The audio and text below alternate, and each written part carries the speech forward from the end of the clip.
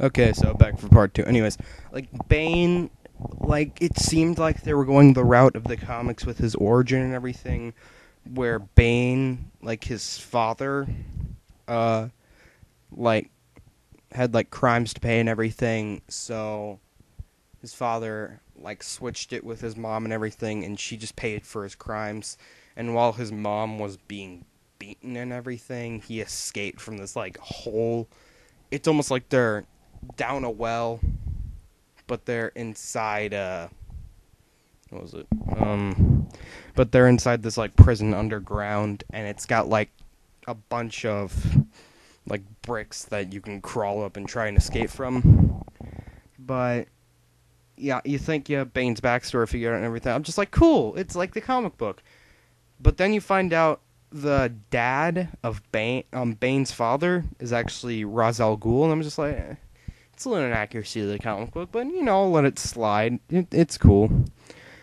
But then you find out the whole entire time the kid who escaped was actually Talia al Ghul, which you didn't realize that was, by the way, Talia al Ghul is Ra's al Ghul's father in the comics and everything, and same here. But, yeah, you were, like, seeing this one, you're like, okay, whatever. I'm fine with it, personally, just because, I don't know. But, they never really talk about, like, Bane's origin and stuff. Well, they do.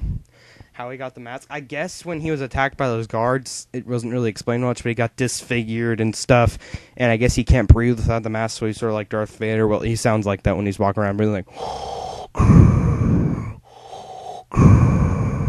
that sort of thing. Sort of sounds like that. But, Bane, in my opinion, was a fantastic villain. And the fact that, he actually breaks Batman is awesome. And when he goes... Oh, what was the line? Crap, what was the line? Oh, crap. Okay, give me a minute. The line... Where he goes, oh yeah, when Gotham is ashes, you have my permission to die. And then Batman, right when he's about to beat the crap out of Bane at the end, goes, what was it? Something. And he goes, you have my permission to die. And I was just laughing at that because it was a slightly cheesed line and everything, but it worked. I don't care. Yeah, it was awesome. And Catwoman, in my opinion, Anne Hathaway, like I said, did a fantastic job. But it's kind of weird, though. In the comics, Catwoman is, like, you can't really tell if she's good or bad, which she's like that in this. But she tries to seduce Batman and stuff like that. Because she's supposed to be that kind of character that can seduce men really easily and just beat the crap out of them. But she has a thing for Batman. But at the end of this, well, let me explain what happens at the end. Okay, so Bane, like, Bruce Wayne had this, like, experiment earlier before the end of The Dark Knight where he quit being Batman. He had this experiment where he basically was making this green... I'm not sure why Bruce Wayne's that big of a hippie, but whatever. He's making this, like, green-free sort of nuclear energy. But the problem with it, why he never used it for, like, the city and everything... It could easily be turned into a nuclear bomb, so, he was like, well, screw it, I'm not going to use it. And the room that he had it in could be flooded and everything.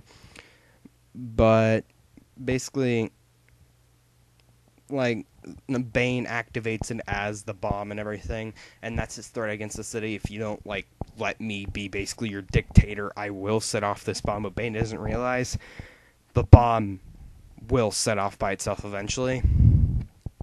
But, right towards the end, Batman is, like, in the Bat, which is the Batwing, basically. He takes the bomb, straps it on, which, before that, I found it really interesting that, like, Commissioner Gordon actually found out who Batman was. I found that, I was, like, laughing, but I was like, yes, at the same time, because it was so cool and everything. Because Batman, right before he leaves, he's like, you're the one who... he's like... It's okay. you're the one who put your coat around the little boy to make him realize the world isn't falling apart around him. And he realizes, and it flashes back to Batman Begins when he's like a little kid after the parents died and everything. He looks over and Bruce Wayne, and he just flies away with the bomb, and he like just basically lets the bomb where the explosion wouldn't be near the city. And you think he's dead and everything. You're just like, no. And I know this sounds stupid, but because of my nostalgia for Batman and everything, I was almost at tears when I thought he died and everything. Because what was it? They had like a funeral scene and everything where Alfred's crying. I was such a horrible person, and I shouldn't have done that. And he's like, I should have just helped you and everything and trust you. But that happens, and Alfred mentioned earlier that while in Batman Begins, when like Bruce was gone and everything for those 7 years, that he would go to this one cafe in like France or something, and he would look over at a family and imagine that's Bruce with like a wife and kids or something. He'd never speak to them, he'd just look at them. And at the very end, when he thinks he's dead and everything, he's just depressed. He goes over to the cafe, looks over. Bruce is alive with like Selina Kyle, just like eating, and he smiles at him, and they're just like smiling at each other and stuff. Turns out like the autopilot on the Bat, Bruce Wayne actually was able to fix that. So when he was going over there, he wasn't actually. Well, okay, he turned it on somehow, like got out and everything. It's complicated, but I was just happy. I was like, oh sweet, he's not dead. But what I was saying before was, I'm surprised that Catwoman or Selina Kyle or whatever actually joined up with Bruce Wayne. They're not Batman and Catwoman anymore. They're just around, as far as we know. Because, this is Christopher Nolan's last film. So, well, Batman film anyways. But, yeah. Anyways, I'm going to split this up into one more part. So, yeah, see you then.